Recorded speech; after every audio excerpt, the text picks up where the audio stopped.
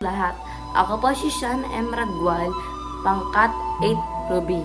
Ang tatalakay naman po natin ay relihiyon at filosofiya ng sinaunang China. Sa sinaunang China, ang relihiyon at filosofiya ay hindi lang usapin ng pananampalataya, kundi gabay sa pamumuhay at pamahalaan. Pagsamba sa mga ninuno, pinaniniwalaan ng mga Chino na ang kanilang mga ninuno ay patuloy na gumagabay at nagbibigay ng basbas sa pamamagitan ng insenso, alay at ritual. Pinanatili nila ang koneksyon sa nakaraan. Confucianism. Itinatag ni Confucius na nakatuon ito sa moralidad, respeto sa nakakatanda at kaayusan sa lipunan. Ito ang maging gabay ng mga opisyal o pamahalaan. Laozi. Itinatag ni Laozi, nagtuturo ng pagkipag-isa sa kalikasan at balanse ng yin at yang. Naniniwala ito sa simpleng pamumuhay at kapayapaan. Legalism. Naniniwala na ang tao ay likas na makasarili at kailangan ng mahigpit na batas at parusa.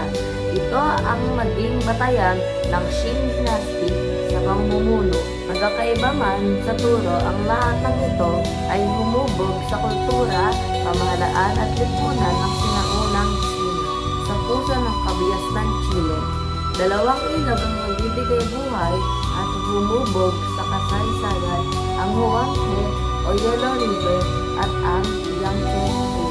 Huanghe o Yellow River, tinatawag na yellow dahil sa dilaw na puti o lores na dinadala ng agos.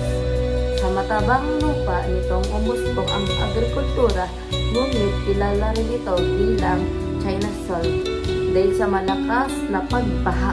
Yangtze River, pinakamahabang ilog sa Asia, pangunahing pinagkukunan ng tubig at irigasyon para sa palay sa timog sa China.